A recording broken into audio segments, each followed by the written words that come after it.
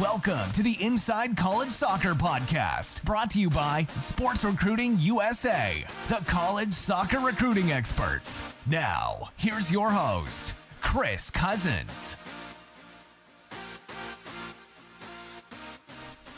Good morning, good afternoon, good evening, wherever you are in the world. This is Chris Cousins, the founder of Sports Recruiting USA, and this is Inside College Soccer Podcast.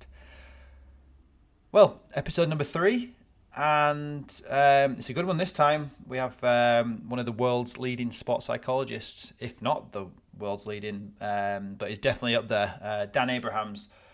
He's given up a couple of hours of his time to answer a lot of questions, give a lot of gold, a lot of knowledge. On the podcast, I'm joined by Don Williams, who's my colleague based in California, so he does my role, but in the US. So he joined in because he's a massive fanboy of Dan, and he's kind of the reason why we're kind of connected with this. And he met him at a convention a while back, and yeah, the relationship went from there. So Danny's actually on our advisory board with the sports psychologist side of things, and we've helped get him into a lot of colleges in the US, and he's helped a few of our players out and stuff like that. He's a great knowledge. He's got great knowledge. He's a great guy, and yeah, it's a privilege having him on the advisory board and obviously this podcast. So yeah, we've got a few questions that were sent into it. So we've tried to answer the majority of them in some way possible. Obviously, some questions we couldn't really fit in, but apologies about that. But appreciate everyone kind of expressing interest in this podcast. So yeah, really excited about this one. Obviously, number 3, getting a lot of traction with our podcasts. We try to do things a little bit different outside the box and try to get people who are obviously going to add value to your commute, or I don't know, whether you just sit down and listen to this in the living room or driving, working out. Hopefully you don't have to listen to me for too long. All right, awesome. Yeah, so here we have Dan Abrahams, one of the world's leading sports psychologists, and this is the Inside College Soccer Podcast. Dan, thanks for coming on the Inside College Soccer Podcast. Really appreciate it. Joining me is Don Williams, who's the head of operations in North America, so the me of North America. So both of us really interested in what you do, and I've followed your content for many years. Don more so. He definitely is a big advocate, and is the reason we're probably speaking right now, actually. So really thanks for your time for coming on today, and hopefully this will be very useful to people listening. So yeah, probably the first question is probably the most obvious, but like, tell us a little bit about yourself, your background, and obviously well, not obviously, but where you've come from and how you've got to where you are as one of the world's leading sports psychologists. Well, thanks, Chris. Firstly, thank you very much for inviting me on. It sounds like Don likes me much more than you do, so that's okay. That's all right. I like you. We'll go with that. Like you a little bit more, if that's okay. Well, I'll try. Maybe this podcast will change it. I'll see what I can do today. I mean, no pressure. To be honest, Dan, I'm a little starstruck. I was from the first time I reached out to you. First time I saw you, room packed, standing room only, and standing ovation at the end, and yeah, so I'm very excited to have this conversation with you. Appreciate it. No, I'm delighted to be on, and it's an honour to join up with you guys. I mean, as your audience might know, I'm involved with the company now and enjoying working with you guys. So it's always good to chat through this stuff. Well, who am I? I'm a former professional golfer. I failed miserably to make any money from golf, and as I always say in these kind of introductions, largely my golf failed because of what was going on between my two ears. I would see the bunker in the trees and the rough and all the bad stuff rather than the fairway, and I would look at other people's golf swings and think about how much better theirs was than mine, which probably wasn't actually that true. I had quite a good golf swing, right? So I finished playing golf, and I coached the game for a bit, and as I was coaching, I always liked the psychological side of sport, and obviously at that time golf. So I was an avid reader of sports psychology books from about the age of 15. quite a sad teenager, clearly. And it kind of built from there. And as I was coaching, I got more into it, and I made the decision to do a degree in psychology and a master's degree in sports psychology as I was coaching golf. And then I really got to a stage about 15 years ago.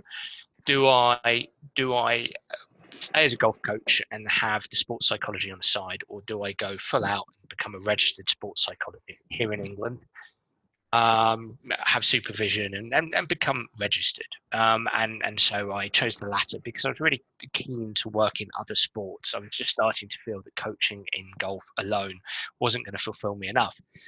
So that's what I did. And obviously I knew golf like the back of my hand. And as your audience might know, as a sports psychologist, of course, you can work in any sport. You can work across all sports. But I was also quite keen to have what I would describe as specialisms.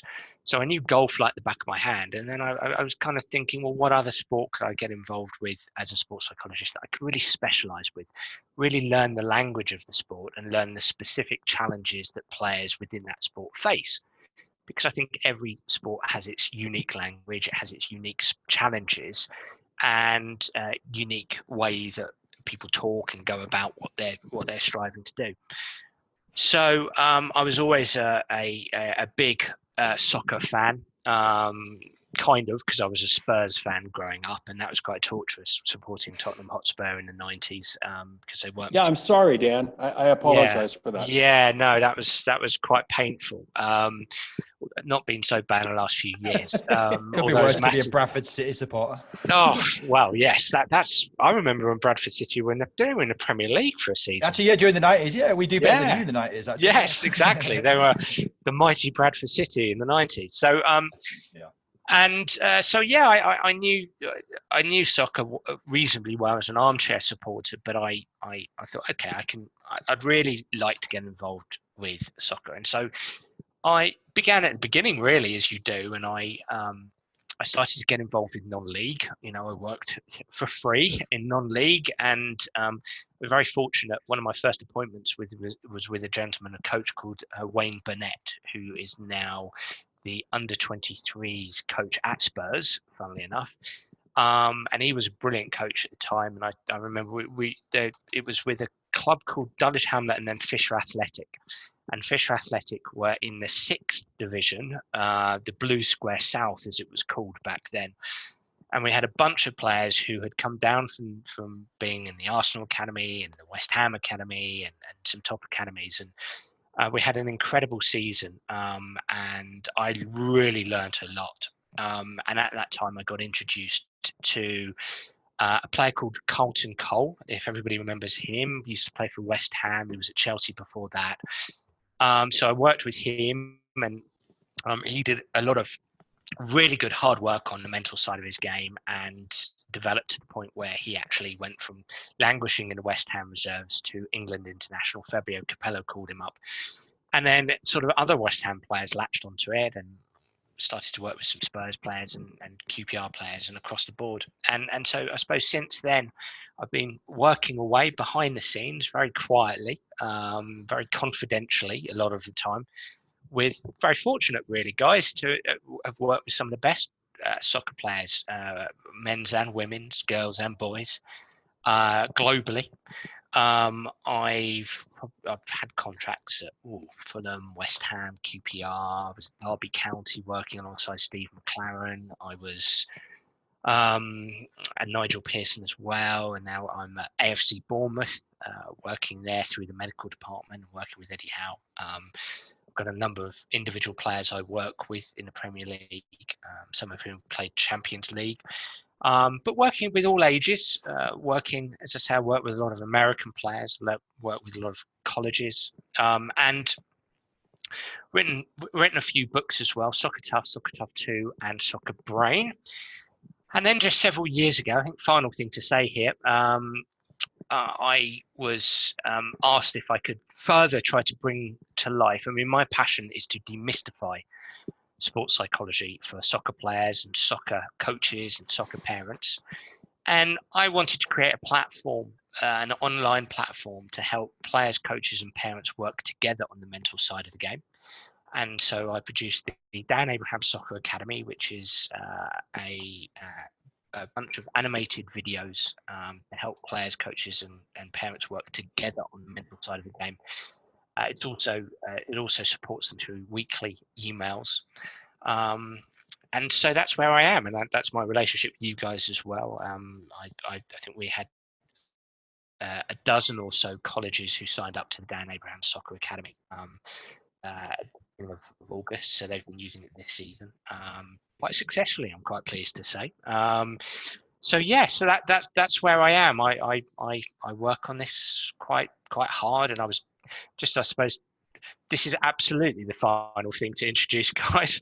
I've been lead psychologist for England Golf. I've been lead psychologist for England Rugby. I mean, obviously the Rugby World Cup has just been and gone, and I was fortunate enough to work alongside Eddie Jones. He's a very prominent Australian coach working with England Rugby, which was an experience, to say the least. Really helped me improve what I do. And I work across sports as well. So yeah, is that comprehensive enough, or have I missed anything? Yeah, I mean, you make me feel now. Inferior, Dan. No, not at all. I think everyone's I'm only kidding. It's brilliant. Now. No. I was writing it all down as well. I was like, because some things I didn't realize actually. Obviously, this is a college, in quote unquote, college soccer podcast, but it's kind of a thing for anyone to listen to. I mean, looking at who's been listening to the podcast, we've had quite a lot more listeners than I thought we would to start off with, especially with me at the helm. And yeah, we've had like coaches from obviously within America, but outside of the US, a lot actually. We've had players, we've had just random people listening. So awesome. One of the, well, you just mentioned there about like you're working with some college teams, kind of not to kind of plug the academy. I know a little bit about it, but what are you doing with the college teams then? Like this academy thing here, how is it helping these players? Kind of, I'm not saying give us a detailed breakdown so that no one has to pay for it. I'm not saying even anyone do that, but just kind of give some information about that, just to how people can understand it. Yeah, no, and it look, let's be clear. It's not so much about plugging the academy.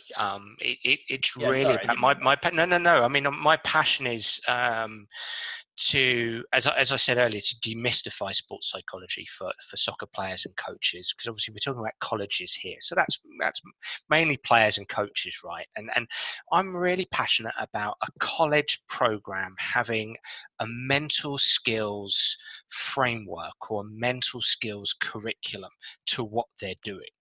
You know, my question to coaches is when your players go and compete, do they have a mental skills framework? Every single one of your players, if you were to ask them, what are you trying to achieve mentally on the pitch?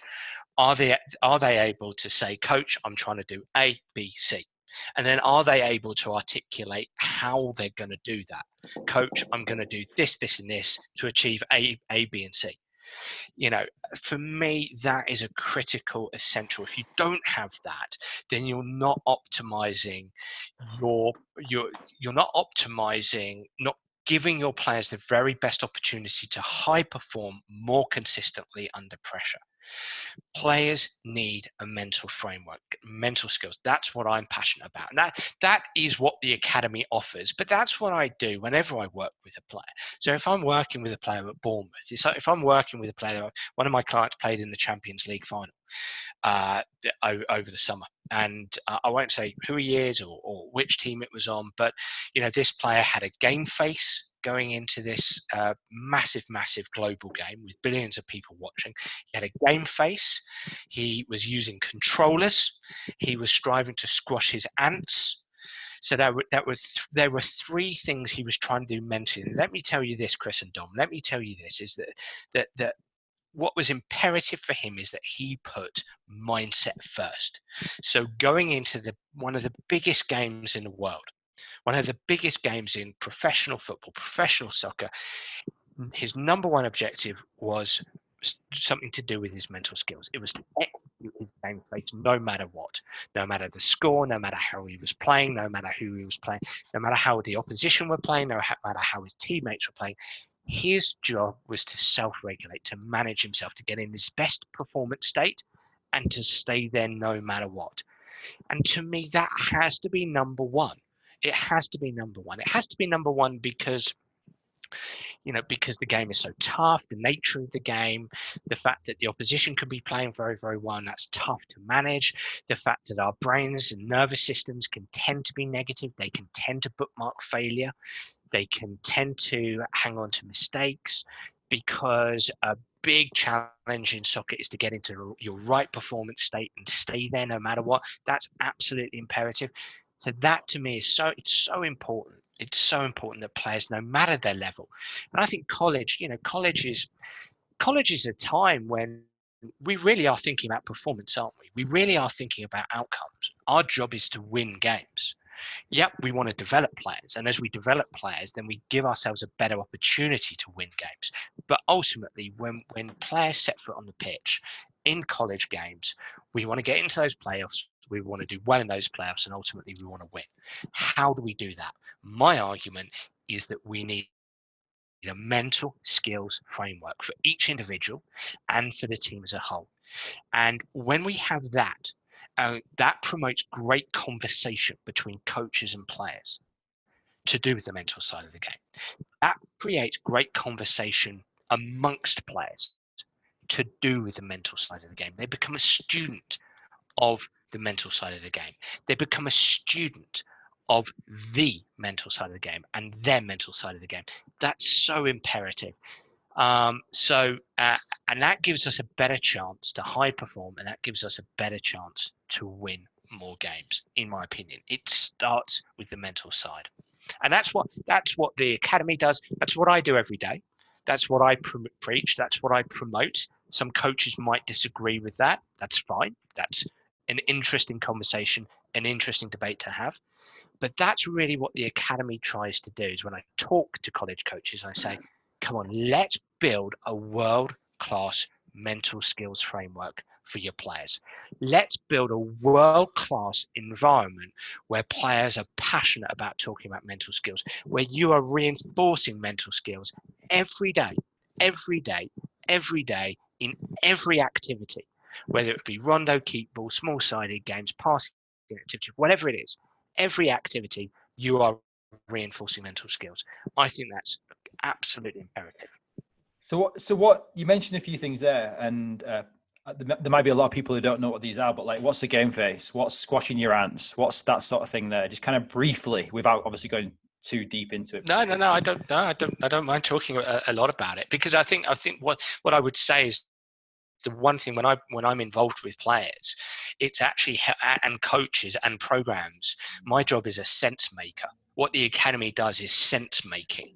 You can take random techniques, and I think coaches can be guilty of this. They'll read a book here, a chapter here from a book, another book over there, and they've got this mishmash. That in essence, Chris, and Don, is my big argument here, is that I know some coaches are really passionate about the mental side of the game. They're great and they're brilliant and they're great coaches, but they tend, if I may say, to have a bit of a mishmash of ideas. And I'm passionate about articulate a specific mental skills framework. So absolutely, I could talk about a game face and squash ants, but it's about bringing them together. I suppose that's where my skill set and where the academy lies, and that's where the academy can be so useful, is it's helping coaches make sense of this. So there's a repeatable system in place. Let me tell you, so a game face, and I know a lot of coaches listening in who do know of my work would have heard me talk about the game face, whether it's at the convention every year in January, or whether it's on other podcasts or articles I've done historically. But a game face is basically the personality that you want to be on the pitch. Your high performance mental state. It's who you want to be. It's a linguistic representation of who you want to be. So as an example, and I'm not giving anything away here with this player who went into the Champions League final back on June the 1st this year, 2019. His game face is very simple: relentless and dominant. Relentless and dominant, because when I first sat down with this player and I asked this player, tell me about you at your best. Tell me about you at your best, which is a really important question for coaches to ask. because success leaves clues, and champions are really good at honing in on these successful clues. And so thinking about you at your best every day is a really useful thing to do. Doesn't turn you into Lionel Messi, that's not what I'm saying, but it does help you to be a student of your mental game. So when we were talking about this player at his best, and when I also asked him about his dream game, he said, Dan, I'm dominant. I'm dominant. I'm dominant in the air. I'm dominant in the challenge. I'm dominant getting up the pitch, back down the pitch into the fence. I'm dominant with my body language. I feel dominant out there. And he said he was relentless as well. Relentless checking for space. Relentless getting back into position, etc., etc. So I mean, he talked about more stuff, but we eventually boiled it down to these two words: relentless and dominant, or dominant and relentless. And so that's his game face. That's his game face. And so he strives to embody that game face in every game. And now he has something to come back to all the time. So if he's not on his best, and this is where a game face is so important, guys, if he's not on his A game, his 9 out of 10 or his 8 out of 10 game, and perhaps he's feeling a bit flat, a bit lethargic, he warms up, he has those negative thoughts, and that's where ANTS come in, ANTS, which is an acronym for is for automatic, N for negative, T for thought. If he experiences some ants, because we experience ants, right? They happen to us. Instead of being a slave to his ants, he now does something with them. Specifically, he squashes his ants. How? He gets back to his game face. So he talks to himself about being relentless and dominant, and he starts to embody being relentless and dominant, and that refers to using your controllers. Okay, I call them controllers, which is your self-regulation techniques. And so this player, this is the beauty of this, guys, is that, and I'm sure every coach listening in will agree with me, the biggest key here is consistent high performance under pressure. What kills coaches, what winds up coaches, is the player who comes on and plays 8 out of 10 one week, 5 out of 10 the next week, 7 out of 10, 4 out of 10, 8 out of 10, 6 out of 10, 4 out of 10, 9 out of 10. It just drives coaches insane. What this player can now do, if he feels flat, if he feels lethargic, if he's suffering from a low mood, if the attitude isn't quite there, if his confidence isn't quite there, that's a really important thing to say. If the certainty isn't quite there, if the confidence, now I know you guys both played to a reasonably good level, there must have been times when you were warming up and you were kind of starting to have these answers. I'm just not on it today. I'm just not feeling it. I'm just not there. I don't feel sharp. I don't feel alert or alive. I'm not. So you're having these ants. You've got to do something with them. So this player can squash his ants, get back to relentless and dominant, or dominant and relentless. And in that way, what it's not guaranteeing that he can have a 9 out of 10 game in that instance, but it is turning your 4s into 6s, your 5s into 6s, your 5s into 7s, your 6s into 7 out of 10. It's maximizing the game that you can have on the pitch. It's also turning the 7s into 8s and maybe the 8s into 9s. That's the idea, is driving consistent high performance under pressure. How? Because this player has the framework to take charge of himself, to own himself, his own mindset, to dominate himself, to be able to dominate the game, to take charge of himself, to take charge of the game. And that's why it's got to become number one. That game face is number one. What am I trying to achieve on the pitch? I'm trying to be dominant and relentless. I'm going to be dominant and relentless non-stop. Nothing and no one takes me away from dominant and relentless.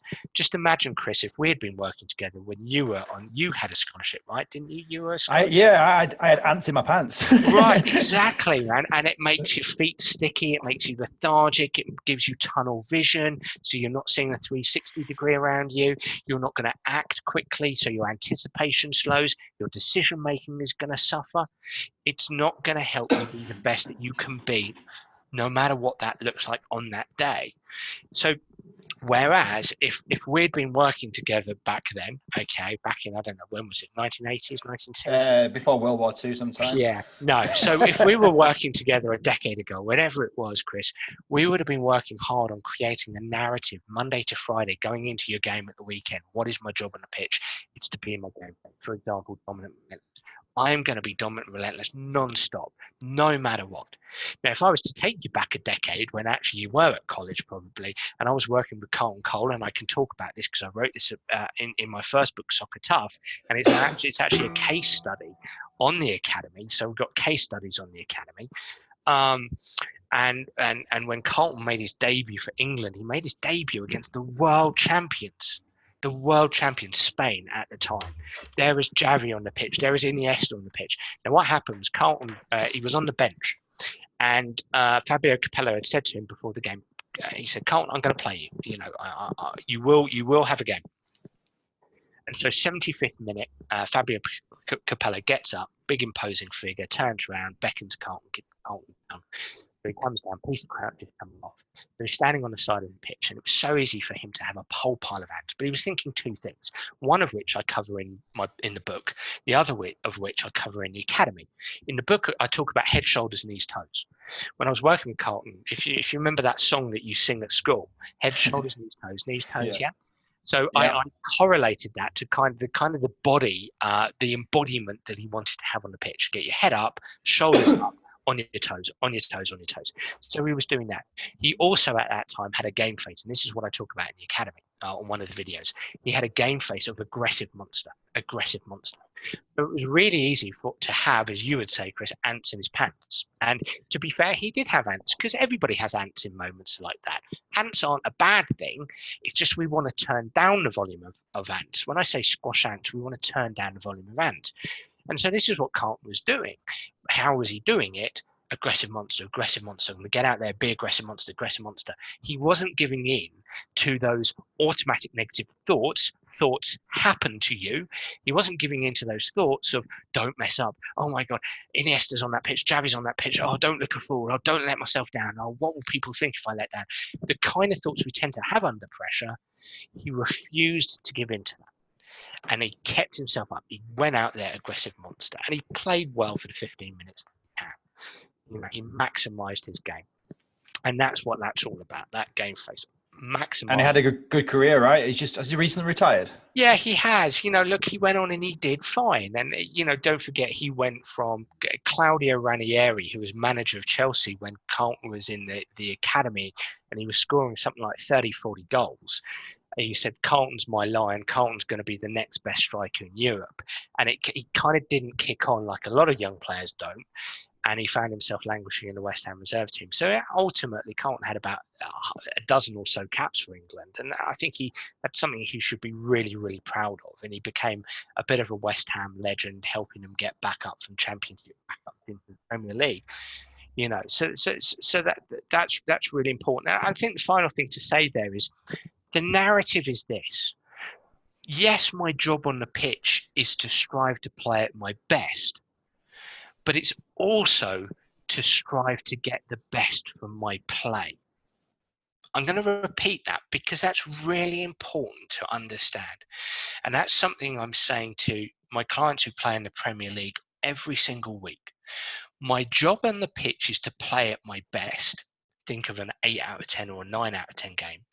And my job is to get the best from my play. So if I am having a day, I'm a human being. I've got 400 bones in my body. I've got an opposition who might be on their 9 out of 10 game. I've got teammates who might not be playing that well. There's so many variables, many of which are out of my control. It's okay if I'm having a day where 6 out of 10 is the best I can do. But I've got to stick to my high performance mindset to get the best from my play. So I give myself the best opportunity to, worst way, have 6 out of 10. And if there is a secret to football, if there is a secret to high level sport, it is that. It is that narrative there. If there is a secret, it's getting out of our own way, when our own way is this notion of being socialized into outcome and performance. Gotta win, gotta win, gotta win, gotta win. Gotta perform, gotta perform, gotta perform, gotta perform. No, stop. I want to get the best from I want to have my best possible performance, and I want to get the best from my play. I do that by having my best mindset. It is absolutely imperative that when I walk onto that pitch, when I run onto the pitch, I have my mental framework in place, and I'm going to execute a 10 out of 10 high performance mindset, or as close to 10 out of 10 high performance mindset as possible. I have to be tough on that and tolerant on my performance. When all the other soccer players are so good at reversing that, they're too tough on their performance and too tolerant on their mindset. We've got to be much tougher on our mindset, more so than on our performance. In that way, we get the best possible performance we can have on any given day. So Dan, I look at, man, you've said a lot there. There's a whole lot going on. See, I'm looking at this from a perspective of a former college coach, 22 years in the NCAA and AIA and junior college, and having coached some pretty good players. And there's a lot going on here. One of the things that you said early on, you used the term mental skills. So as a coach, that brings to mind, skills being something that has to be practiced, like not once a week, but on a daily basis, something that has to be approached on a daily basis. If you could give our listeners out there that are involved in soccer a tip, like this is something you can practice on a daily basis. And I know that's broad, so let me bring that down to something that you mentioned, the mental pessimism that we all have. I think from an evolutionary standpoint, we've evolved to look for threats, right? To look around the corner for every threat possible. And if the threats aren't real, then we tend to make them up and create threats that aren't real. So maybe to narrow it down from the perspective of squashing those ants, getting rid of that mental pessimism, or at least, as you said, quieting it, is there a skill? Is there something that we can do that we can practice on a daily basis? It's the skill of using self-talk to be in my game face to squash my ants. If I was to speak to any coach and I say, here is your bottom line or your foundation of mental skills, I'm going to use Dan Abraham's colloquialism, but that's, you get what you get when you work with individuals. You get another psychologist colloquialism, so you get mine. Ants, game face, controllers. One of the controllers is self-talk. Use your self-talk to squash your ants and get back to your game face. Okay. So Chris, when you were playing, if let's say your game face was confident and relentless, let's just hypothesize that. If you had your ants in your pants, you've got to use your self-talk, talk to yourself to squash your ants to get back to confident and relentless. And that's as basic as, if you start to feel lethargic, okay, you feel it, and that shapes your ants. Oh, I'm feeling flat. Oh, I'm not feeling good today. No, stop. Come on, confident, relentless. Let's get back to confident, relentless. Show everybody here confident, relentless. Let's get back on that ball, confident, relentless. How do you do that? It's easy saying that because I'm trying to visualize. I'm up for a game now. If anyone wants to play, I'm up for it. Right, listen to all this. But how do you do that? So you're saying that because I used to go through them stages. I used to before a match, I was like, oh man, I'm not feeling it today, and that then was become a vicious circle in my head. Yeah, well, look at. There's two ways, and because there's two controllers, and this is the key with the controllers. And quite often, what you find with players is controller number one is enough. You say, "How do I do that?" I can think of and again, I can't name names, but I can think of a pretty good player at the moment I'm working with who plays in the Premier League, who he says to me every week, Dan, I used my self-talk and it was awesome. I just talked to myself through the game. And he said to me this weekend, I gave a few passes away. That was okay. I just kept talking to myself. Whereas historically, he said that he allowed his ants to suppress him. So he had that, sometimes in psychology we call it a negative thought chain. So one ant leads to another ant and leads to another ant, and then you've got an ant's nest or an ant's farm, right? It's like, I'm not playing today. I'm going to get subbed off. If I get subbed off, I might not get back in the team. If I don't get back in the team, what am I doing? And why am I bothering with this? Should I even be playing soccer? And it can literally get that bad, right, on the pitch. So you need to squash it as quickly as possible. And that's a skill. So let's come back to what you were asking, Don, in terms of it being a skill. This is where coaches, and perhaps this is globally as coaches, we need to be better at bringing these into our activities on a day-by-day basis. You know, we sit down as coaches and we write out our activities. We write out what we want to do. Here's this rondo. Here's this keep ball. Here's this passing activity. Here's an activity to do with passing with progression. Here's a bit of shape work, whatever it is. But we don't think about the mental skills that we want to envelope into the activity. Now, for me, and I think even more of a bonus here, even better tip, and this is this actually happens to be a lot of the conversations I'm having with the college coaches who have signed up to the academy, is you want to be adding these skills, squashing the ants, using game face, using self-talk as an example, in your activities, so that players are experiencing these every day. And yes, you want to be reinforcing these, Don. You might be having a 30-second conversation before the activity starts. Once you've given your instructions, you might be saying, right, guys, remember ants? So this is the beauty of the academy. Sorry, I don't want to get too pitchy here, but this is the beauty of the academy, is a lot of the coaches who are using it have done a classroom session where they've played the videos, and they're all whiteboard animations, so they're fun and they bring the stuff to life. So they do the whiteboard animation, then the class, all of the players have a conversation about, say, ants and game face, and then they take it out onto the pitch with them. And at every single activity, they're striving to squash ants. And it's not just, here's the thing, guys, it's not just the coaches who are being insistent on it. It's actually promoting teamwork. It's promoting teamship, because they're reinforcing the notion of players helping each other to squash their ants. They're reinforcing the notion of players helping each other stick to their game face. So if you've got a couple of centre backs back there, right, you want your centre backs to have a conversation each week about how they're going to help each other stick to their game face. You want to have you want your centre backs to have a conversation. In fact, all of your defenders to have a conversation about how they're going to help each other squash their ants, about what controller they like to use, about how their preferred way of communicating on the pitch to be able to stick to their game face. That truly is teamwork, with a mental skills bent to it, but it's teamwork. But back to this notion of skills, Don, is doing it every day in every single session. And that also answers your question, Chris, slightly, is that, well, are you going into training striving to improve, being better from a mental skill perspective? You probably weren't, and you probably aren't. So I would be saying we need to spot, stop, and squash ants quickly in activities.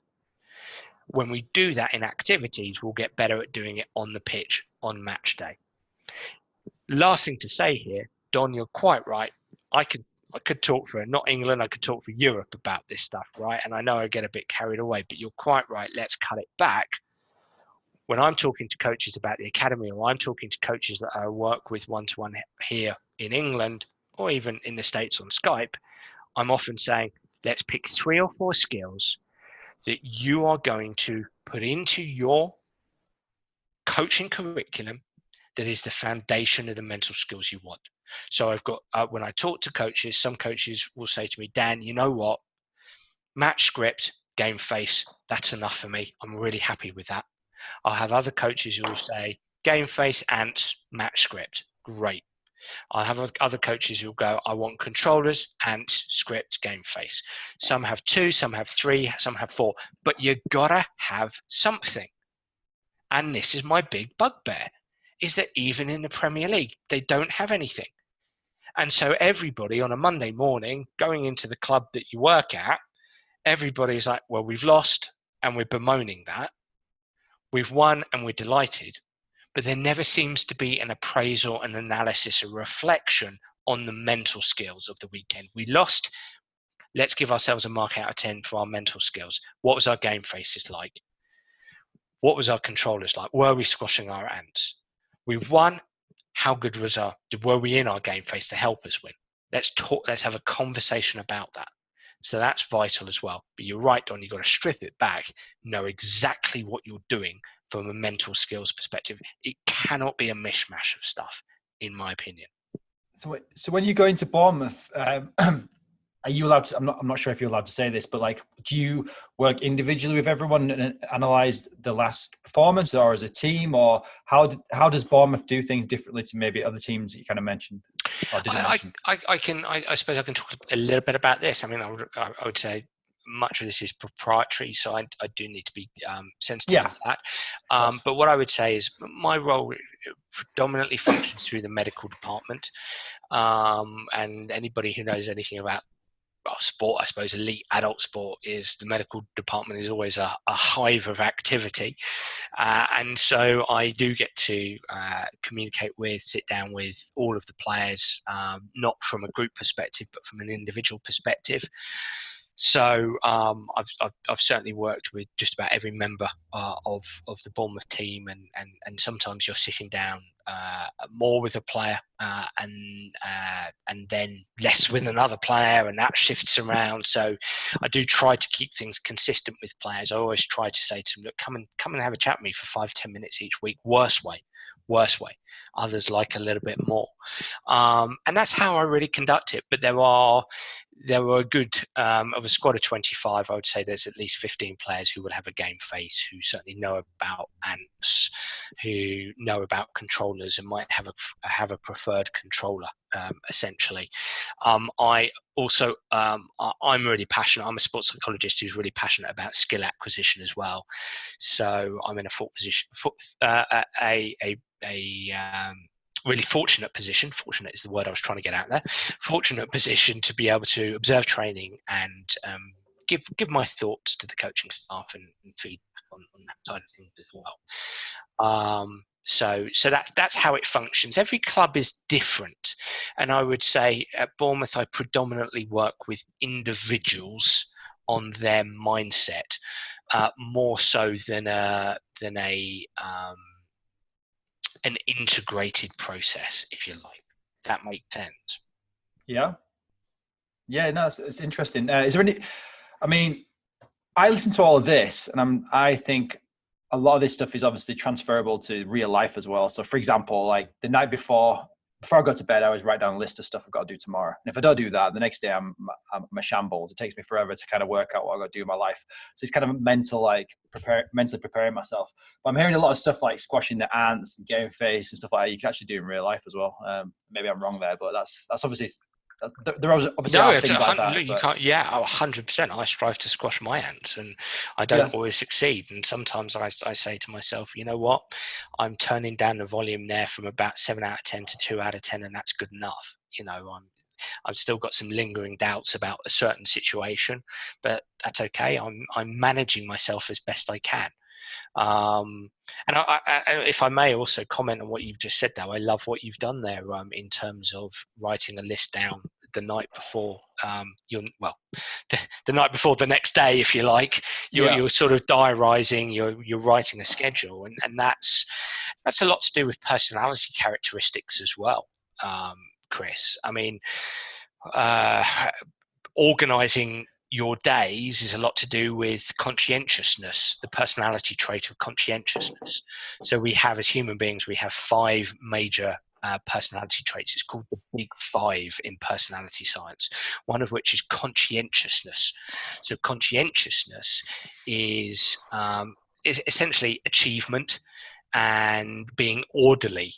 So what helps you be more high conscientious, what helps you be more orderly, is to write lists, to write a schedule. That's a very, very good strategy that you've engaged in to help you be more orderly. That's a nice little thing you've done there, mate. I thought maybe because I got a bad memory as well. The night before. Don't fool yourself, Dan. Chris was just looking for a pat on the back. Well done, Chris. Yeah, really. I wake up every morning going, what shall I do today? What shall I do Well, today? then I like your strategy to be able to increase your confidence. So yeah, no, that's all Exactly. good. I like that. But So, there's a just quickly there's a wider issue there, in as much as, you know, Chris, you could be, yeah, and you guys might have seen my debates that I've had about attitude, effort, and energy, for instance, and the 20th century message of insisting that players. Insisting on great attitude and insisting on 100% effort and energy. And I actually think that the 21st century coach is the coach who has a knowledge of mental skills to help players develop their mental skills to be able to demonstrate a great attitude, to be able to engage in 100% effort and energy. I think those are mediated by mental skills and personality characteristics. I think that's the 21st century coach. so you're saying everyone's different there. So you have to kind of look at everyone individually, how you're going to make them have a quote unquote good attitude. Because is there a set good attitude, or is it like, is everyone different in their good attitudes? Does that make sense? It's kind of like I'm trying to comprehend what you're saying there. Really, I think you've done it really well. I think you're understanding me. What I'm saying is, everybody has their life challenges. We can't simply insist that players have a great attitude. What we can do is create an environment, a culture that promotes great attitude, that gives players the best opportunity to have a great attitude.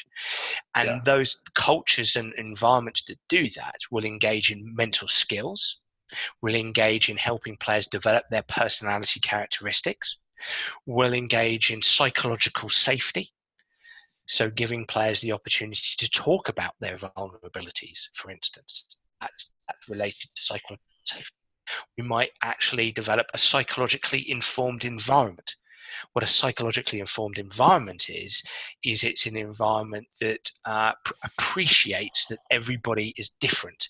Everybody has different experiences, different personalities, different needs, wants, hopes, doubts, beliefs, fears, etc., and engages in discourse and engages in behaviors that allows for individual differences, as you've alluded to there, Chris.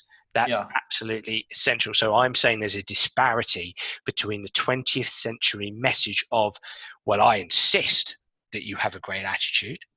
The 21st century message says, we understand you are human. We understand you have different personality characteristics. We understand that you have different needs, wants, hopes, doubts, beliefs. We understand that anxiety happens to you. Doubt, worry happens to you. Fear happens to you. Low mood happens to you. Hostility can happen to you. Depression can happen to you. We are going to produce an environment, a culture that enables you to manage yourself better. Now, what I'm not saying is that bad attitudes are a good thing, or that we allow bad attitudes to happen. What I am saying is that the 21st century coach and coaching group has the skills to help players in these areas, and they're not just insistent in players being impeccable in these areas. That is the difference that I'm saying. Yeah, I mean, I know Don probably wants to jump in with a few questions, but just quickly, kind of just leading on from that, it's kind of a controversial thing. Maybe what I'm about to say, but maybe not. But going into society these days, everyone's weaker-minded, and the kids of this generation, they just can't handle anything and stuff like that. I'm not a complete believer in that. I think just things are more amplified these days with social media and stuff like that. But what do you think, like dealing with on the sports side of things, do you think over the last 10, 15 years, however long you've been involved in this industry, so to speak, what do you think's changed, or has nothing changed? Or I'm just interested to know what your thoughts are on that. I think you're right. I think social media makes a big difference. Absolutely. I think knowledge is on our fingertips now. So things like mental skills, personality characteristics, emotional intelligence, social intelligence, if we are going to use those other two forms of intelligence in inverted comma, are more pertinent these days and are highlighted more.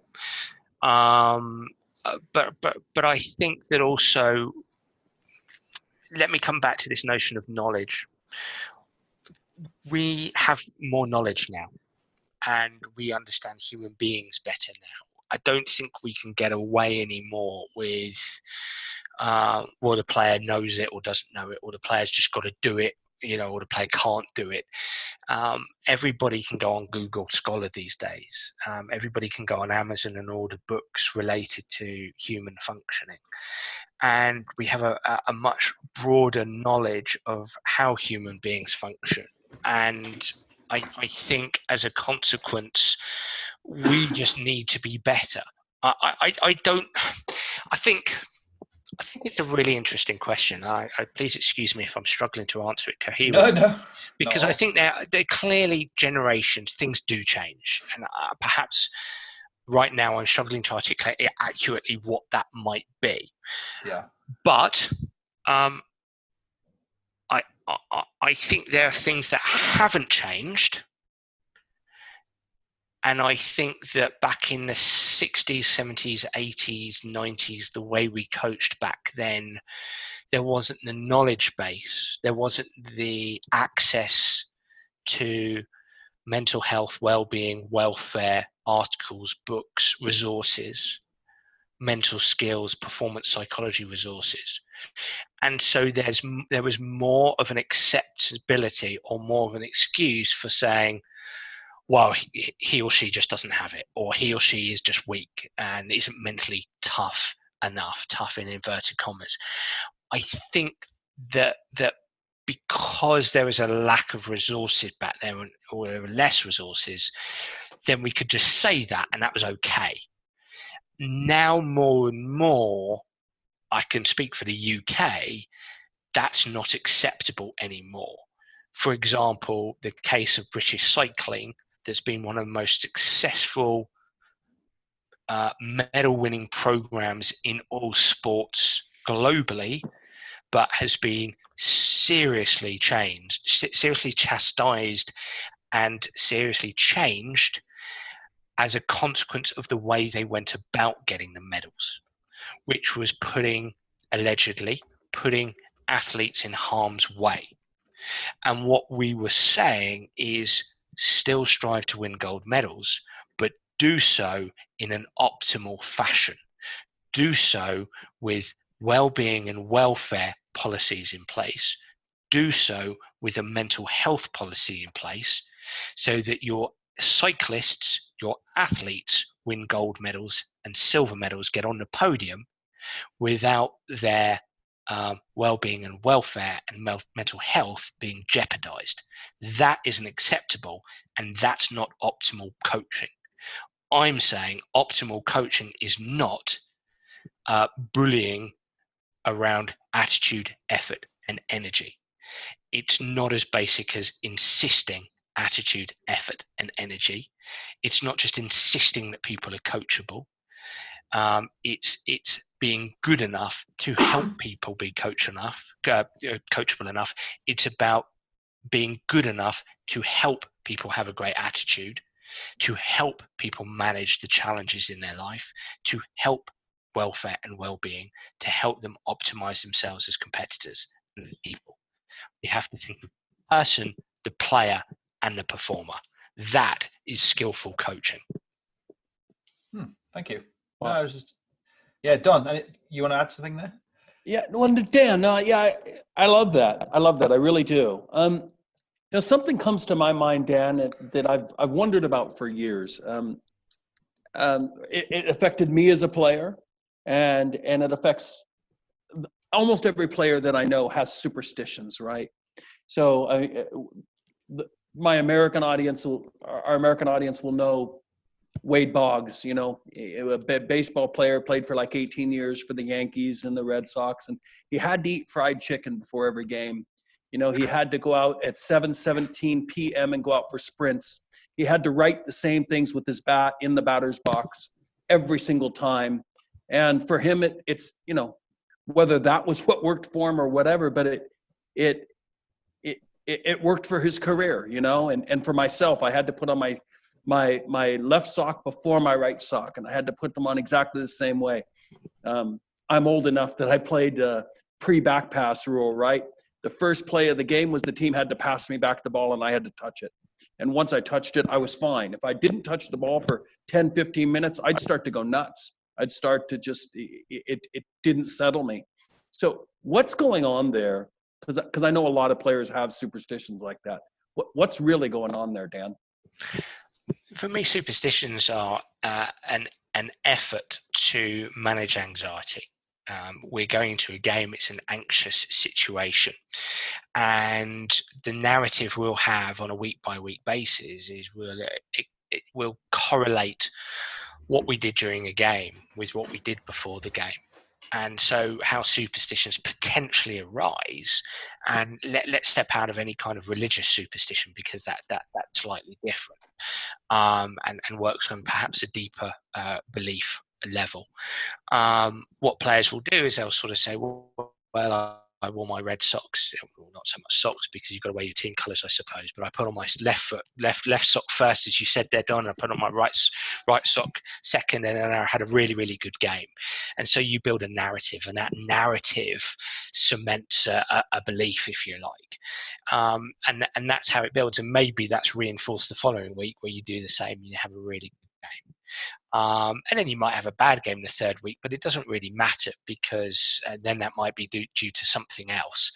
So you engage in an act that correlates to a performance, and then you produce a narrative based on that, and that ingrains a habit, essentially, or a superstition.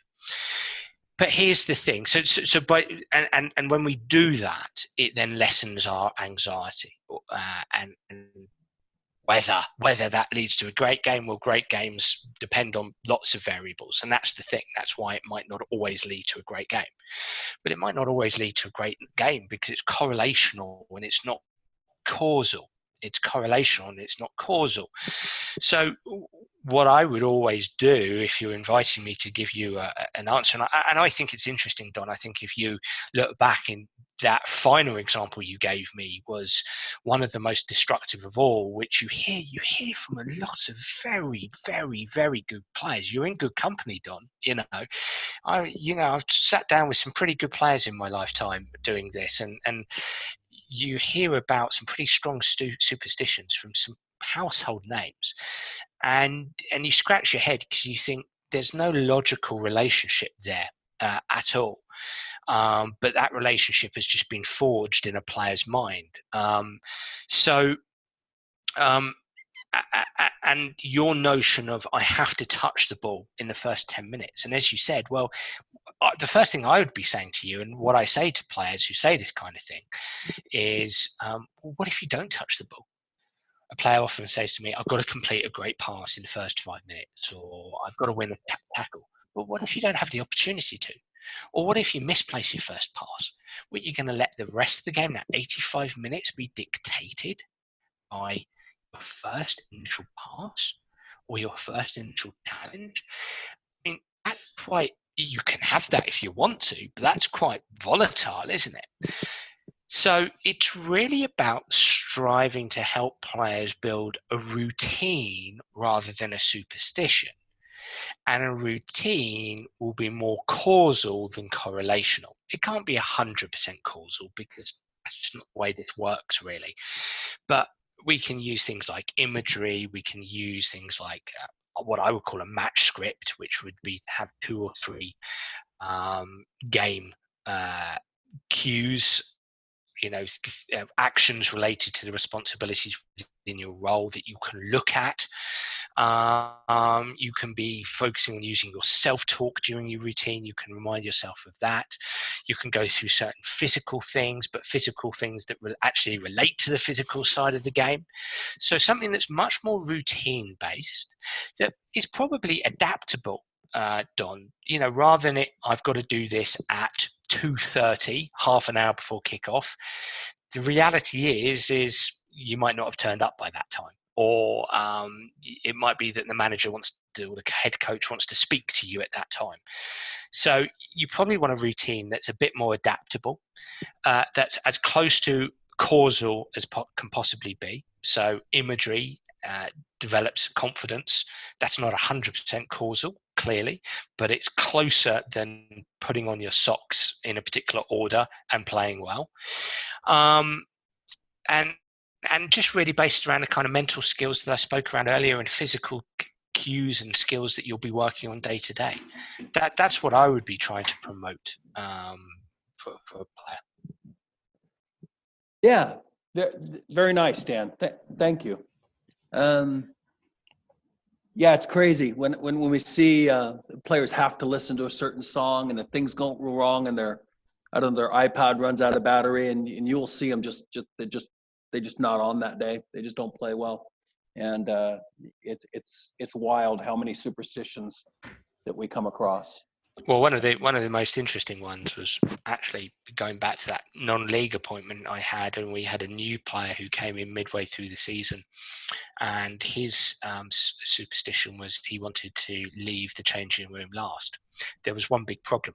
We already had a player who wanted to leave the changing room last.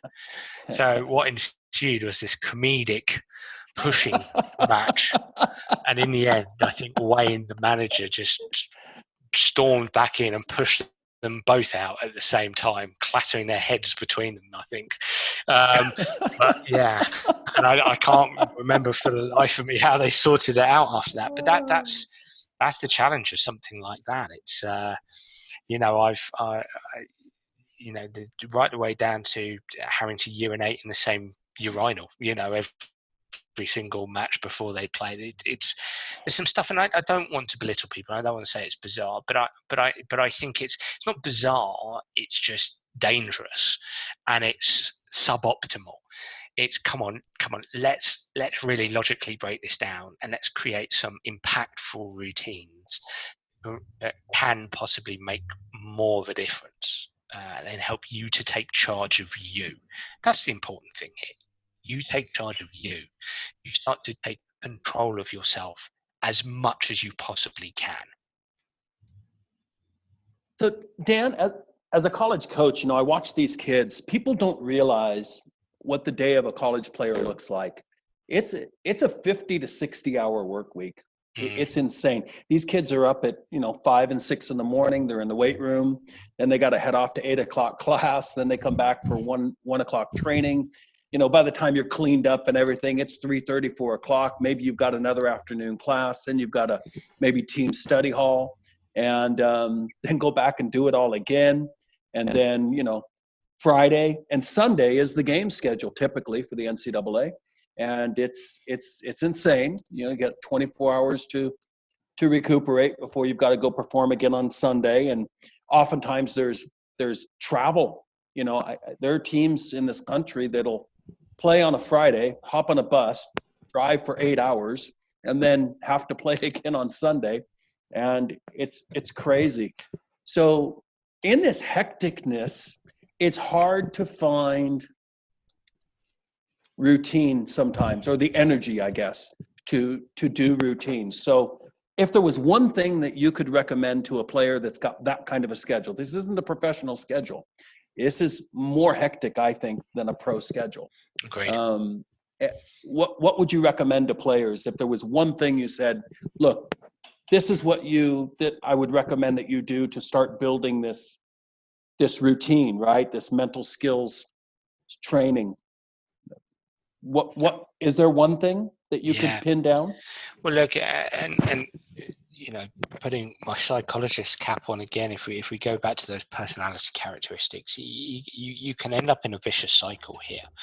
So one of the facets of neuroticism, in fact, the first facet of the 6 facets of neuroticism, facet number 1 is anxiety. And so when you go into environment mediates your personality traits and what you experience in life with your personality. So when you've got this 60-hour-a-week schedule, that can tap into your anxiety, and so you become anxious. Here's the challenge, Don. You become anxious. That actually it de-energizes you and lowers your conscientiousness. So it can lower your orderliness. And so you become, you can forget things. You might succumb to, your resilience drops. So you might succumb to poor diet. A strategy to deal with that might be to drink a little bit as well. So maladaptive behavior, certainly from a sporting perspective there. So there's these links between our personality characteristics, and we can enter into a vicious cycle, and so we eat poorly, and we show up late, and we don't get our homework done, if you like, and we might show up late to class, and we lose a bit of fitness, and so we become more anxious, and then we become more anxious, and our resilience drops even more, and so there's this vicious cycle. And I'm just trying to articulate what you're saying from a psychologist's perspective. Dan, you've just described every college coach in America listening to this and going, hey, that's half my team right there. You just described half my team, and every team I've ever coached, that there's a handful of players, certainly, and then in your bad years, it's the majority of the team that succumb to exactly what you're talking about. Well, what I've given you is the personality science behind it. And personality science is based on energy. It's based on energy. So people who are introverts, by and large, from a very basic perspective, get their energy from inside of them. And people who are extrovert will get their energy more from the outside of them. When people find themselves in a stressful situation, their energy will be driven quite neurotically. So neuroticism is another personality characteristic. So what I'm doing is giving you a bit of science there. The science underpins. So science, in essence, underpins what you're saying, what all those coaches are experiencing, and it leads me to draw this conclusion: you can't afford not to create a coaching culture that engages in mental skills. You can't afford not to help players start to learn where their ants, their automatic negative thoughts might be. Automatic negative thoughts shaped by anxiety, by frustration, shaped by self-consciousness, shaped by vulnerability.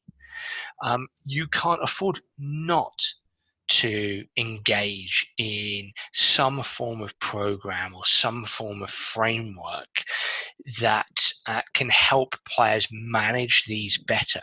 You can't afford not to help your environment adopt a psychologically safe environment. By psychologically safe, I mean this is the work of Amy Edmondson at Harvard University, who studied successful organizations. And she said she nearly fell off her chair when results were coming back, and it became apparent that the successful organizations were the ones who admitted vulnerability, admitted uncertainty, and were making more mistakes than other organizations. It's just that they accepted those mistakes, they talked about them, and they helped people through those mistakes. And this is where that 20th century coaching goes wrong. It just goes, well, I'm going to sort the X's and the O's because there's no time for anything else. I'm going to sort out my activities, passing activity, keep ball, etc., because there's no time for anything else, and ignores the psychosocial elements and says, well, there's no time for that. And what it leads to is what you've just said, and that's players who can't cope. They can't cope with that 60-hour week. They don't have strategies in place because nobody sat them down and said, this is going to be stressful. At times, this is going to be incredibly tough. We have to work together to understand what parts of this are going to be tough for you. And I would almost say rule number one is you need every single player. Almost a critical essential is every single player sitting down on a Sunday night with a timetable for the week ahead, knowing what that week looks like, having a schedule, and knowing what their challenges are going to be, and knowing how they're going to deal with it, how they're going to squash their ants, how they're going to cope with that timetable. That is absolutely vital. then you give them a better chance to walk onto the pitch to perform how you'd like them to perform. But my answer, Don, is you can't afford not to be engaged in the psychosocial elements, and you can't afford not to put the psychosocial elements first. So Dan, here's something it's popping up, at least in the United States, it's popping up quite a bit, and talking about coping mechanisms. And I think it was, I think it was at the convention, maybe in Los Angeles, and I think it was the Toronto FC, they called him the mental strength trainer, I think is what they called him. And he was talking about meditation and introducing this to the players, using, I think it's called Muse. They put it on their head and it measures brain waves and it shows the players, what's going on in their head, being able to calm down those negative thoughts. And what are your thoughts on meditation and where it might be coming in? Yeah. Have you noticed it, players working with it? I don't know what's going on in England with it, but what are your thoughts on that? Yeah, I think meditation in the form of mindfulness is becoming more popular with apps like Headspace and Calm. I think those are the two biggest apps. Obviously, there's been some publicity. Headspace are very somewhat vociferous in getting themselves out there and working with sports teams, and that's fine. I think they're great. I think mindfulness is great if you want to do it. And it's an intervention if a player wants to do it. I personally, it's a tool, if you like. I think that it's something I personally believe it's something for welfare and well-being more than anything else. So I think somebody engaging in mindfulness on a daily or every other day basis, I think that can be really useful for welfare and well-being. And there's some evidence.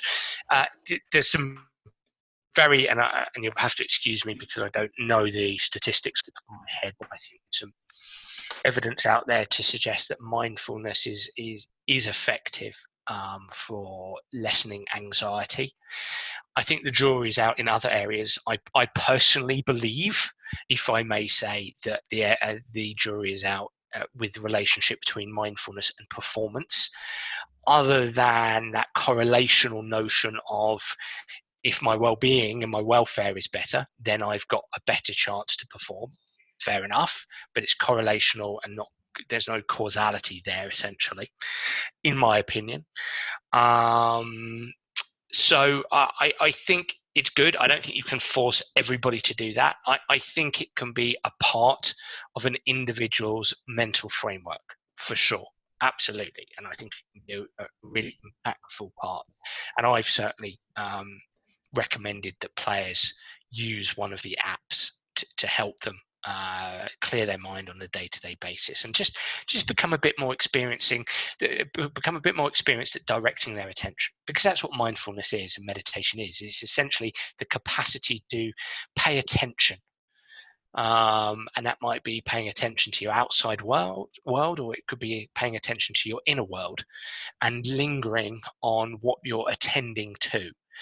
Now, the argument that advocates of mindfulness would have, the people who say it helps performance, is they'll say, when you sit down quietly and you direct your attention in a certain direction, you pay attention to that, and you notice when it shifts, and then you gently strive to shift it back onto where you were before. Just that's a skill, that ability to notice where your attention is and to redirect it. And that can relate to what you're trying to do on the soccer pitch, to pay attention, to direct your focus of attention. So that's what keen advocates of mindfulness would say, the people who say, hey, there's a relationship here between mindfulness and performance, which is fine, great. There may well be, but certainly for mental health, for welfare and well-being, there's a strong relationship there, in my opinion. Well, I tell you what, it's crazy. I've been looking into this because it's been fascinating to me. And when you see guys like, I think it's David Vago, he's done fMRI studies, functional MRI studies of the brain, and those that have been practicing meditation for long periods of time, they can see an increase in certain parts of the brain that are more responsible for calmness and focus, and then in a decrease in activities of the amygdala, the parts of the brains that are responsible for the fight or flight and the crazy thoughts that we have that don't really, it's not reality, it doesn't exist, there's nobody after you, but it makes you feel like you're more anxious. And so scientifically, I think, aren't we getting to the point where we're starting to be able to show that this is real? Yes and no. No, because you can't stick an fMRI on anybody on the pitch, Right. and that's a big problem. So Right. Contextually, you can't. The causality there is low. So you can't. It's very difficult. I'm trying to articulate myself here. It's hard to reject the null hypothesis on that one. It's difficult to create evidence for mindfulness and meditation improving performance because you can't stick fMRI on a player on the pitch. There's too much movement. We don't have the technology yet. However, Don, look, I mean, there's a difference between the world of academia and the world of being a practitioner and doing what can be useful. And I think if people are able to quieten their mind in the comfort of their own armchair and pay attention effectively, and there's a relationship there with their brain functioning, the brain waves that they're producing, because I think it's a difference between alpha and beta brain waves, and that's not it. I believe it's that. Then I think what we're doing at the moment is we're just correlating that to performance. Right. It's you have to remember and you guys know better than me because I haven't played soccer. Soccer is a game of visual exploratory behaviours, VEBs, which was a term coined by Dr. Geir Jordet from the Norwegian Institute of Sport. So visual exploratory behaviours are, as the name suggests, scanning. We're looking. We're searching for clues in our environment, and one could argue that the very best players in the world are the ones who see the subtle clues and act very quickly on those subtle clues. It might be the speed of the ball going into a player, so you might see that and you might detect that speed of the ball going into the player is going slightly slower than normal, and you therefore can make a decision based on that information, the speed of the ball, and you actually close your man down quickly, you press quickly, and you make a challenge. Others might see the speed of the ball quicken, and so to keep a bit of a distance between the player and yourself. So really, soccer, like all team invasion sports like basketball, something like that, it begins at visual exploratory behaviours. So we really need to be able to stick an fMRI on somebody who's engaging in visual exploratory behaviours in a chaotic environment where the landscape is changing all the time, every single millisecond, essentially. And then we will really be able to tell whether mindfulness is an effective form of intervention. But hey, it's interesting. Wow. Yeah, boy, there's so much here, Dan. And you know what? I'm really glad that we're going to be able to digest all of this and then come back with you again in January. Which I'll explain more. Yeah. Sorry, Chris. Yeah. No. I jumped in on you. I apologize. No, I was going to say I'll explain that at the end just because people forget. Yeah. Dan, question. I'm really looking forward to joining up with you guys in January. So let's hope we get it done. Yeah. So yeah, thank you, Don, for that. I was interested to listen to. Actually, I was writing some notes down, but I'm going to jump in with some questions. One I always listen to a guy called Gary V, if you've ever heard of him, the entrepreneur. Gary Vaynerchuk. Vaynerchuk. I hope you wear your earmuffs for that one. He's very yeah. He always like gives a lot of advice. A lot of it's very good, and he always says, like, in his keynotes, 99% of you or 95% of you here will not do what I'm going to tell you to do. Do you have that problem? Is there anything that you speak more as a not individual basis, but more generically to teams? You'll give them the advice and you can tell everyone what to do, but is there certain things that people don't even? Is there like one thing or certain things that infuriates you really that they don't do? Massively, because there's a difference between knowing and doing. And exactly. One of the challenges I've got, if I'm working with an organization and these aren't integrated into the culture, these ideas, and they're more isolated, there's a difference between knowing and doing. There's a difference between integration and isolation. And a big problem with psychology, sports psychology historically, has been that sports psychology has been isolated. So there's the sports psych over there, go and speak to him. And so the ultimate, and this is where the academy is so powerful, if I may say, is that it offers, it gives players videos, it gives parents videos as well, but that's more for the club side of things. But it gives players videos. But as I've said to the dozen coaches who have signed up for this season, I said, look, it's number one for you and your coaches. Number one for you and your coaches. It's number one for you and your coaches to learn about a game face and match script, etc., for you to integrate this into your coaching practices, day-to-day practices, and your coaching communication. Because when you don't integrate it and it's just isolated and you're like, oh yeah, the players can watch it and they can just get on with it, it's not going to be effective, but it's not going to be as effective as if the coaching staff are going, yeah, we're here, we're in this, we're going to do this, we're going to integrate this, this is going to be an everyday thing. And so my frustration in life, and look, all jobs have their different frustrations.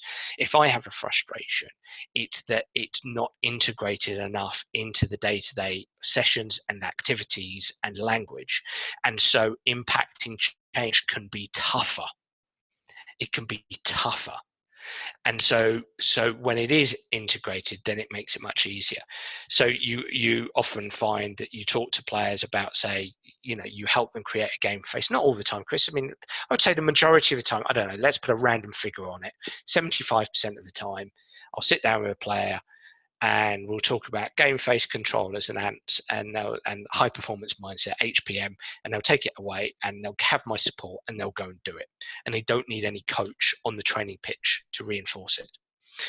I think there's definitely, even with all of those players, if there's a coach on the pitch who's reinforcing it, if a player is dominant and relentless with their game face, that's their game face. If a coach right next to them is saying, come on, I want to see this dominant and relentless. Come on, I want to see you do this keep ball dominant, relentless. When I'm watching you, I want to see dominant, relentless. I want you to imagine there's a camera on you. In fact, we're going to video this and we're going to watch how dominant, relentless you were afterwards. And we're going to mark it out of 10. Wow. Now that's powerful. That's impactful. That changes behavior. Yeah. Ultimately, that's what coaching's about, is changing behavior. As Eddie Jones, the England rugby coach, used to say to me when I was lead type for England rugby, it's just, we always used to sit in the meeting. We always used to say, how do we change this player's behavior? How do we change this player's behavior? How do we change this player's behavior? And that's often what coaches don't, that's the language they don't often use, is how do we change a player's behavior? And so how do you change their player's behavior? It's not just telling a player what to do. It's getting solutions for them, it's helping them understand things, but it's giving them an environment whereby they can experience these things. So that can be my frustration. Yeah. So you like, obviously you're dealing with a lot of adult age people. A lot of people say like you can't teach an old dog new tricks and all that stuff like that. Do you agree with that, or would you say like this is more of, in an ideal world, would you get into kids at a younger age and kind of, I don't know how to explain this, but would you start at a younger age, or is getting into them at adults, is that fine, or is it a lot more difficult? Look, it's everything. So I mean, this whole can't teach an old dog new tricks. I mean, there's professional golfers who are playing on a seniors tour who have malleability with their golf swing. So technically, physically, that's not a fact, is it? It just can't be. I think it's a cultural thing. I think it's every sport has its own culture. So you hear this over here in the UK. Oh, well, no, he's in his 20s now and he can't change it. You're never going to change it. Rubbish. Absolute rubbish. I mean, Rafa Nadal was in his mid-20s in, I think it was 2008, when he had to change his game completely. Not completely, but he changed a few things to be able to compete with Roger Federer on grass. And he beat Roger Federer that year at Wimbledon in the most epic final of all time. Why? Because he changed the way he did certain things. Tiger Woods has changed his swing 2 or 3 times, and he's had to recently because of injury. It's absolute bobbins, to put it politely, to use a northern term. I panicked there a little bit. Yeah, no, it's bobbins, and so that's just not true. However, to answer your question, of course, it's great if you're helping a child have a mental skills process. I mean, I think anybody underneath the age of 10. Is it absolutely essential to have that? Well, the first thing I'd say is anybody underneath the age of 10 probably first and foremost needs to be enjoying the game rather than being pressurized to win or pressurized to develop their game. It's just like, chill out, have fun. They're 9 years old. Let them enjoy soccer for what it is at that age. But there's absolute malleability, physically, technically, mentally, throughout the teenage years, into your 20s, and so on and so forth. So no, I don't agree with that, Chris, at all. Another question. I think that's. Sorry. No, don't carry on. I've got another question, but I'll follow. No, I was just honestly, Dan. I was just going to say that's good news for all of us old people that we're taught that a leopard can't change its spots. You are what you are. It's only going to get worse when you get older. I think what you just said there is fantastic news for all human beings that want to go through self-improvement, whether it's in your day-to-day life or in the games. Yeah. Yeah. And I think there's I'm the last psychologist on earth to be the punch the air, you can achieve anything type of bull that can tend to happen in, say, the motivational guru industry or the self-help industry. And because I think a key strategy for self-improvement is actually knowing who you are, is self-awareness. So please don't get me wrong. It is it's important to know who you are, what your strengths are, what areas you'd like to improve, and have a keen study on how you might go about improving that. And it might be that neurologically and physically, the older you are, the more difficult it is. But I do also think that there is an optimism element to that as well. And this is where it becomes very much an art and not an exact science, is that if you're, I don't know, let's say you're 60 years old and you're just learning golf, if you believe you can learn golf at 60 years old, you give yourself a better chance to learn golf. If you don't believe that you can, then you give yourself a worse chance. That seems to be a fair hypothesis to me. So yeah, I think realism is fine, but you also want a bit of optimism there as well.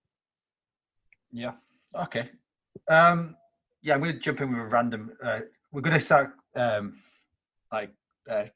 finishing up really soon.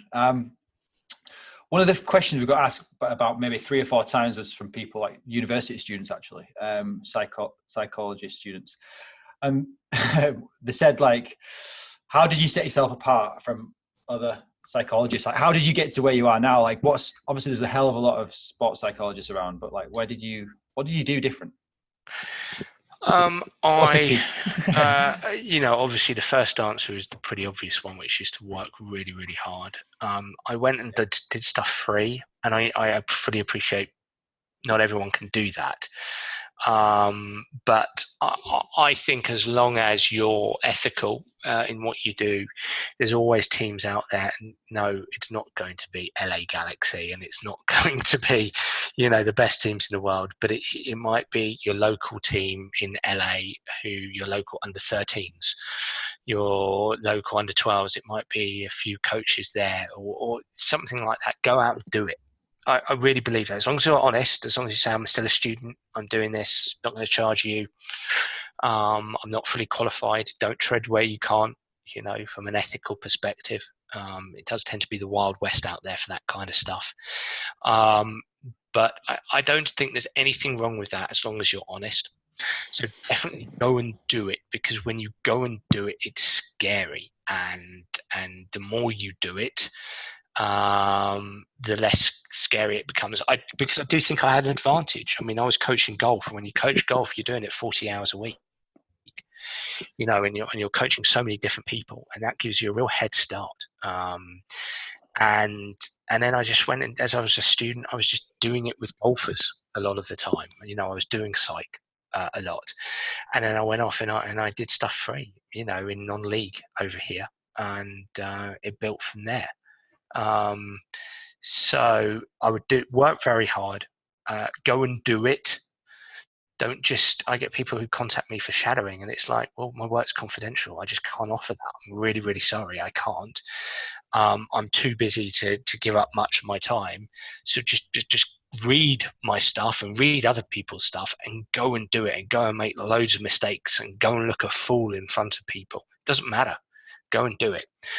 And then the third thing I think is write. I mean, I write every day. I write an article that I put on LinkedIn, on Facebook, and drive it through Twitter every day. I say that, I didn't do one today. How about that? I'm going every day, and I didn't. So why are you a liar then? That's the next question, Dan. Why do you lie a lot? Clearly, I didn't do one virtually every day, but enough to be able to vociferously say every day, and so write, become a good writer. And I sat down and I wrote an ebook that I wanted to give away. And as I was writing the ebook, I was like, oh, I can actually do this. This is okay. This isn't horrendous. And that led me to write 4 books. And, you know, I'm slowly getting around to writing my 5th soon. So, available on Amazon, yeah? Oh, available on Amazon. Yeah. Thanks, Chris. And look, I just think it's, yeah. So I think work harder than everybody else. Go and do it early. Be truthful about where you are with your qualifications. Don't lie, and do it ethically. And then the third thing is write. Man, just go out there and write. Yeah. And what's the biggest challenge there from the start to now? What is the biggest challenge you've come across, and how did you get over that? Like, it's still going on. It's still going on. It's still not easy to, you know, it's still not easy to get consultancy positions. I think a lot of people, a lot of organisations, certainly in the UK, don't discriminate between sports psychs. I mean, a lot of the clubs are quite happy to get somebody who's, you know, at academy level, who's 22 years old, fresh out of university. And I mean, no disrespect to any young person, you know, but they're very happy to get anybody because somebody's got a degree. And I find they don't always discriminate. There's no way to. It is difficult to stand out. And I know I've got to a point now where I have done, but it's still challenging to get consultancy positions. I'm busy. I'm very, very busy, which is good, but it takes an awful lot of work to get there and to stay there. And that's just because of the nature of sports psychology, because coaches feel they do it. So they don't want to employ anybody because you're the last person on the list from a resources perspective. You know, organisations in sport don't have enough resources. So what happens is a lot of sports psychologists who are fully qualified tend to work in organisational psychology or business psychology, be able to make or work in academia. I mean, I would say most sports psychologists work in academia, which is fine, which is great, which is what they want to do, which is important. But to be a full-time consultant is very difficult. It's very difficult because there's not enough positions out there. There's not enough money out there. Because clubs are going to employ coaches, then they're going to employ physio, then they're going to employ strength and conditioning. Sports psych is the bottom of the list, and that always has been the challenge, and it always will be the challenge. You think always will be? I mean, obviously you know a lot better than me, but like from a social side of things, society, things are changing with like mental well-being and all that stuff like that. So it's kind of, I thought that translate across to maybe your roles and how that's going to working with players and stuff like that. I thought it'd become more and more important just by awareness. I don't think importance. No, let me take back what I was about to say. Importance does make a difference, of course, but I think that ultimately coaches feel that they do it, and they do psychology within their role. That's what we've been talking about, right? But they're not sports psychologists per se. They're not psychologists per se. They do psychology within their role. But ultimately, Chris, it just comes down to resources. It comes down to who's first on the list that we got to pay, who's second, who's third, who's 10th. Psychs will always be 10th. That's just the way it is. It's not to say it's not important. It's very important. But if a club doesn't have resources, it doesn't have resources. And I'd like to think that's where the academy can be really, really brilliant for college coaches. It's a very reasonable way of putting a program through your program, a mental skills program through your program. Yeah. Well, I think the brain controls the legs, and if the brain's not working right, then the legs won't work right. We can have a good debate about brain controlling legs if you want, but that would be another hour. That's about embodied cognition and ecological dynamics. We'll do that in the next one. I was going to say that. Yeah, that's we'll do that in January. Yeah, exactly. Don, any questions from you, just to kind of wrap things up? No, Dan. Honestly, I'd like to kind of wrap it up if you don't mind.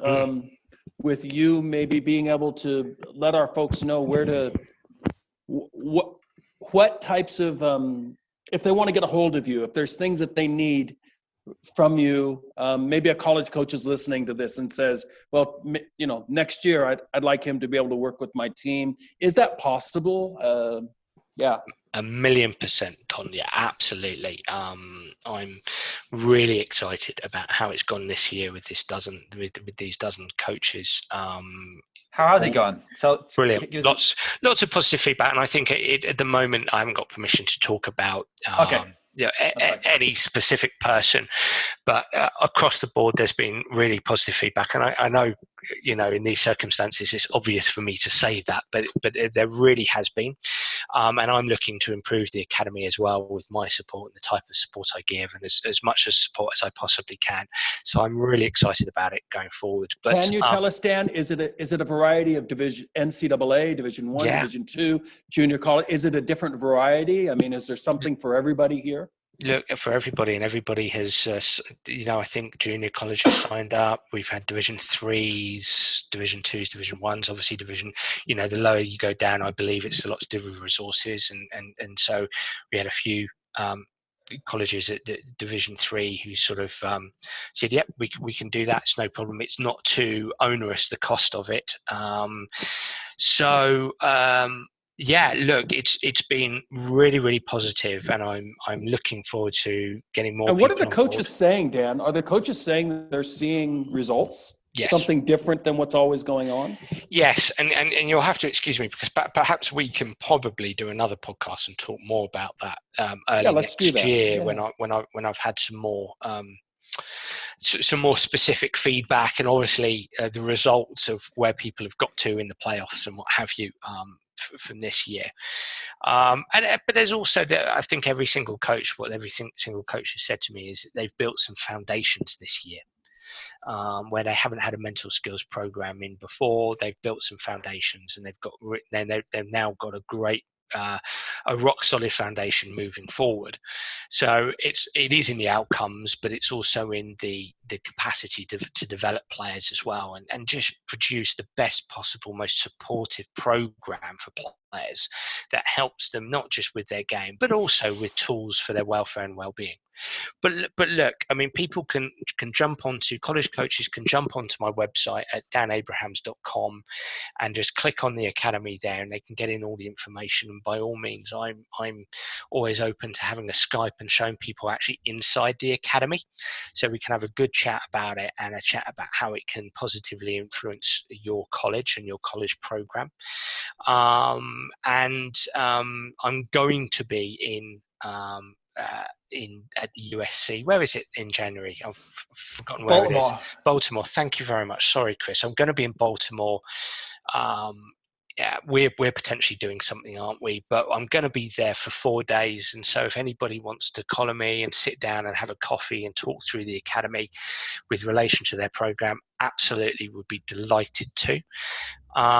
So it's the website's danabrahams.com. You can follow me on Twitter. I've got 3 Twitter accounts, but the football one, the soccer one is at Dan@Abraham77. You can follow me on Instagram at Abraham Sports. You can follow me on Facebook at Abraham's Soccer. And you can get in contact Dan@danabrahams.com. So the email is Dan@danabrahams.com. There we go. Fantastic, Perfect. Dan. Yeah, No, thank you. Thanks. And for those of you that don't know what USC is, that's the United Soccer Coaches. They changed the name, right? NSCAA, right? They changed the name to United Soccer Coaches, and it's the largest soccer coaches organization in the world. Yeah, and that's in Baltimore in January. Big convention. Everyone goes to it, and we're hopefully going to be doing an evening with Dan Abraham, so to speak, a bit of a seminar, private thing. So we'll announce more when we get the details nailed down. Well, awesome. Cool. All right. Well, thanks for your time, Dan. Really, really, really appreciate everything. Hopefully that's of use to a lot of people. I've really enjoyed it. Don, I know for a fact, will have enjoyed it without even asking him. I'm in heaven. You're one of the guys that I always looked up to, and how to make all this all work. So thank you, Dan. I really appreciate your work with us. Thank you. With our coaches. Yeah. And hopefully Chris likes me even just a smidgen more. Dan, I've always followed your stuff. I just don't own any books. I've looked at them. I look at your articles every day though. If that's buy a book and then that would be 10p coming my way. So I can lavish myself with some kind of 10p gift. I was hoping for a signed one actually, but you know. That'd be much more expensive, mate. 30p. Yes. Awesome. All right, Dan. Well, thanks for everything. Thanks, Dan. Thank you, guys. Right. Cheers, guys. All right, bye. Well, that was it. Episode number 3 is done. Thank you to Dan and Don as well, obviously, for joining in. So I really enjoyed it. Took a lot away, from the sports side of things, but even translating things into real life as well. But hopefully, coaches, students, players, everyone got a little bit out of it. Obviously, it's a bit of a longer podcast, but it hopefully made your commute, workout, walk, if you're walking the dog, something like that, more enjoyable. So that's it. Yeah, probably the last thing I've got to ask is if you can leave us a review, subscribe to us. I mean, we're on Apple Podcasts, we're on Spotify, we're on anywhere you can listen to a podcast, we're on there, we're on YouTube. Any sort of positive feedback helps us. Just subscribing helps get to see more and stuff like that. Tell your friend if you've got a friend who might be interested in any of the podcasts we've launched. That'd be really, really appreciated. So, yeah, that's it. Thanks very much. And episode number 4 will be coming soon. And hopefully you'll hear from us again. Thanks, guys.